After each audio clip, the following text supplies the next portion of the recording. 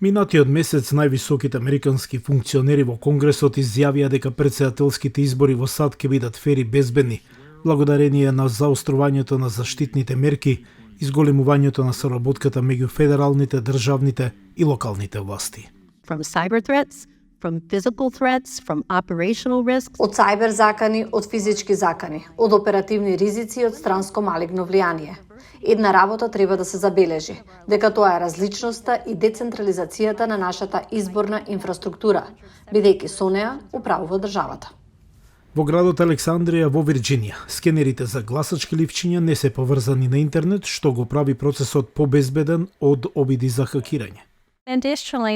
Дополнително ги тестираме скенерите пред секои избори, преку многу интензивен тест за логика и точност, за да осигураме дека тие се правилно програмирани.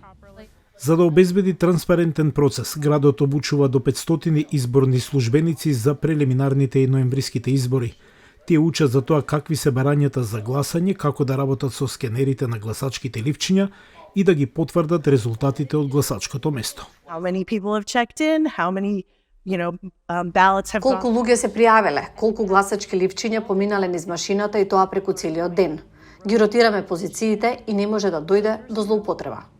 Со оглед на поларизираното политичко обкружување и потенцијалните закани, изборните службеници исто така учат техники за деескалација. Можеби ќе има некој изолиран поединечен инцидент или некој има лош ден, но најчесто тоа не е толку страшно. Аналитичарите со кои разговараше Гласот на Америка исто така очекуваат дека генерално предстојните претседателски избори ќе поминат без проблеми. There are many eyes on our election system. Многу очи се вперени кон нашиот изборен систем, а на противниците тоа не им се допаѓа.